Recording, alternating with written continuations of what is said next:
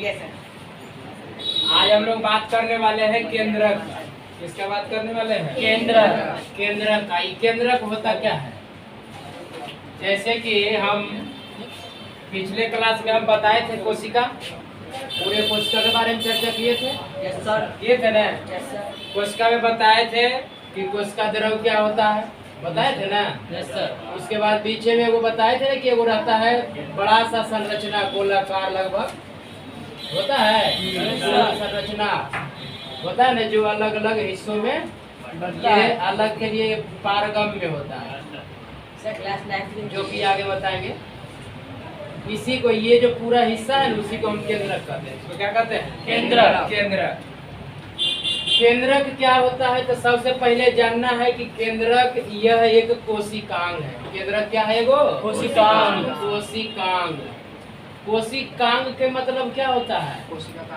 कोशिकांग के मतलब कोशिका में पाए जाने वाले अंग को ही हम कोशिकांग कहते हैं। अंग्रेजी में इसी को ऑर्गेनल्स बोलते हैं। क्या बोलते हैं? ऑर्गेनल्स। ऑर्गेनल्स बोलते हैं। ठीक है। ये क्या होता है? तो यह दोहरी झिल्लियों से घिरा हुआ, देखो दोहरी झिल्ली से घिरे हैं, देखो इसमें घिरे हैं ना, वही कहते हैं यह दोहरी झिल्लियों से घिरा हुआ कोशिका का अति महत्वपूर्ण भाग होता है, जो कोशिका की संपूर्ण क्रियाओं पर नियंत्रण रखता है। देखो कोशिका में जितने भी अंग पाए जाते हैं, जैसे अब हम बहुत से अंग के बारे में बताए थे ना। सबसे पहले हम बताए थे कि कोशिका द्रव में जो डूबा हुआ है सभी कोशिकाएं, जैसे मान लो गोल्जी उपकरण हो गया, एंडोप्लाज्मिक रेटिकुलम हो गया, लाइसोसोम हो गया, माइटोकॉन्ड्रिया हो गया, माइक्रोब्स हो गया, सेंट्रोसोम हो गया, ईटीसी, ये सब बहुत प्रकार के जो भी सभी ऑर्गेनल्स है, सभी ऑर्गेनल्स में सबसे महत्वपूर्ण भाग जो है कोशिका के ऑर्गेनल्स का, हुआ कौन है? केंद्रक। केंद्रक जो है इसे इसीलिए पूरे क्रियाओं का ये क्या करता है? नियंत्रण। तो जो नियंत्रण करता है उसी को डायरेक्टर भी बोलते हैं। उसी को क्या बोलते हैं? डायरेक्टर। जैसे ही महर्षि में कोचिंग किसका है? राहुल सर का। तो इसका डायरेक्टर वो हुए, यानी इसमें क्या होना है नहीं होना सारा चीज का नियंत्रण वो कर रहे हैं। तो इसका मतलब क्या हुआ कि डायरेक्टर वही हुए। तो सेल का पूरे काम को नियंत्रित करने वाला काम कौन कर रहा है? हाँ, कोशिका के पूरे काम को नियंत्रित करने का काम कौन कर रहा है? केंद्रक। इसीलिए केंद्रक को डायरेक्टर ऑफ द सेल भी कहा जाता है। ठीक है, कोई दिक्कत? उसके बाद में है कि संपूर्ण यूकैरियोटिक कोशिकाओं में पूर्ण विकसित केंद्रक होता है। देखो पिछले क्लास में हम बताए थे कि केंद्रक के उपस्थिति और अनुपस्थिति यानी अनुपस्थिति के आधार पर कोशिका होते हैं दो प्रकार के। एगो होते हैं यूकैरियोटिक कोशिका, एगो प्रोकैरियोटिक कोशिका। तो प्रोकैरियोटिक कोशिका किसे कहते हैं? तो जिस कोशिका में केंद्रक नहीं पाए जाते हैं, यानी प्लाज्मा मेम्ब्रेन न्यूक्लियर मेम्ब्रेन नहीं पाया जाता है, उसी को हम क्या कहते हैं? प्रोकैरियोटिक सेल कहते हैं। लेकिन यूकैरियोटिक कोशिका किसको कहेंगे? तो जिसमें केंद्रक पाया जाए, यानी केंद्रक झिल्ली पाया जाए, न्यूक्लियर मेम्ब्रेन पाया जाए। तो यानी प्रोकैरियोटिक कोशिका यूकैरियोटिक में मुख्य अंतर यही है कि प्रोकैरियोटिक में केंद्रक नहीं पाया जाएगा, यानी जो भी डीएनए होता है इसका आनुवंशिक पदार्थ जो होता है वो किसी झिल्ली से घिरा हुआ नहीं रहता है प्रोकैरियोटिक कोशिका में। लेकिन यूकैरियोटिक कोशिका में किसी झिल्ली से घिरा होता है, तो वह झिल्ली जो घिर करके एक संरचना बनाता है उसी को हम केंद्रक कहते हैं। ठीक है, तो सारे यूकैरियोटिक कोशिका में ये केंद्रक पाया जाता है। उसके बाद यह किसी जंतु कोशिका में प्रायः मध्यवर्ती क्षेत्र में, मध्यवर्ती क्षेत्र का मतलब क्या हुआ कि अभी हम बताए कि एक जंतु कोशिका हम ये बनाए हैं, जो ये क्या है? ये एनिमल सेल है। एनिमल सेल के लगभग बीच में पाया जाता है, एनिमल सेल के बीच में पाया जाता है। क्या पाया जाता है? एनिमल सेल के बीच में पाया जाता है केंद्रक। लेकिन जैसे ही बात किया जाए पादप कोशिका का यानी प्लांट सेल का, तो उसमें अधिकतर कहाँ रहता है? परिधीय भाग। परिधीय भाग जैसे मान लिया जाए कि यदि हम एक छोटा सा प्लांट सेल बनाते हैं, जैसे मान लो कि ये प्लांट सेल बन गया, तो प्लांट सेल में बन गया तो इसका किसी एक भाग में केंद्रक रहेगा। परिधीय भाग का मतलब क्या हुआ?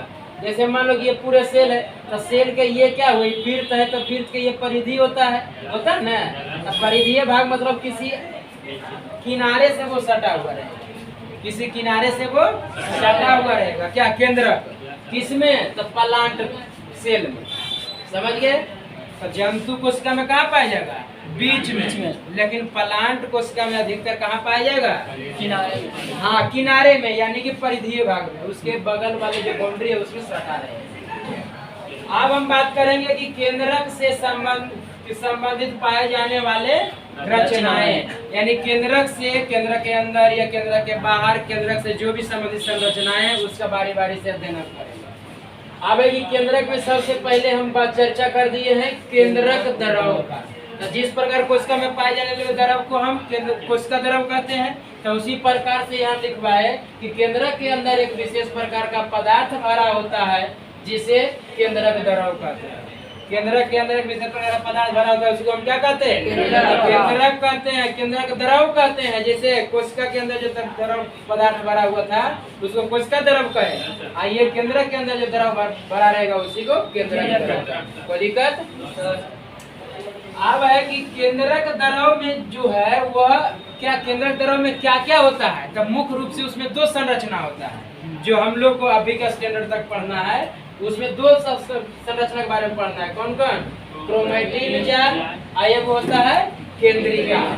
क्रोमैटिन जाल और केंद्रिका, क्रोमैटिन नेटवर्क और न्यूक्लियोलस, क्रोमैटिन नेटवर्क और न्यूक्लियोलस। अब है क्रोमैटिन नेटवर्क होता क्या है, देखो क्रोमैटिन एक प्रकार का समझ लो कि पदार्थ होता है। वो क्या होता है, पदार्थ, जिसका एक जाल बना होता है केंद्र के अंदर। जाल समझते हो, जाल, मकड़ा का जाल देखे हो, ऐसे वो ऐसे ऐसे ऐसे ऐसे करके ढेर बनी, ऐसे ऐसे पूरा ऐसे करके बने रहता है ना।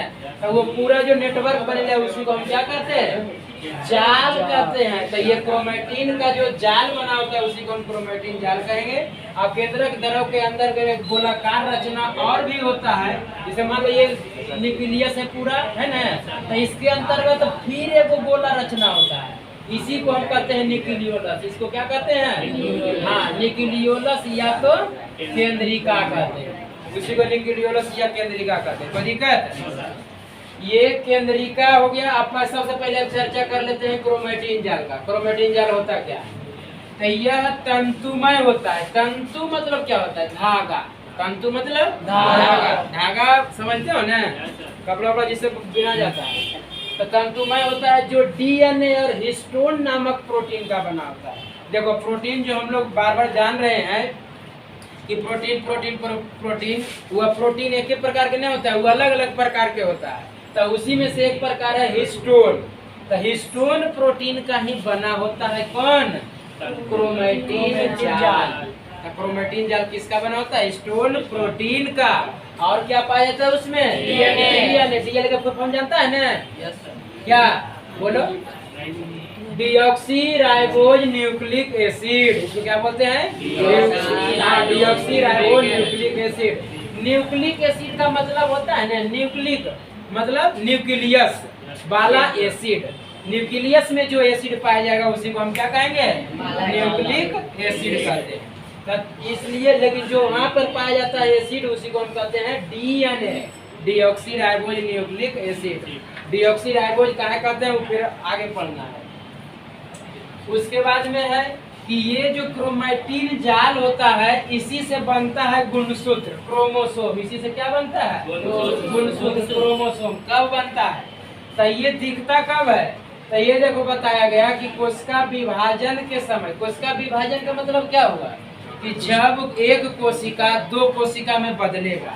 जैसे मान लो कि एक कोशिका है, ये कोशिका टूट के दो अलग अलग कोशिकाएं बना लिया, तो इसी को हम कोशिका विभाजन कहते हैं। कोशिका विभाजन होता है दो तीन प्रकार के, जो तुमको आगे पढ़ना है, समसूत्री विभाजन, अर्धसूत्री विभाजन, असूत्री विभाजन, 3 प्रकार के होता है। समझ गए, तो ये आगे पढ़ेगा, अभी नहीं पढ़ेगा।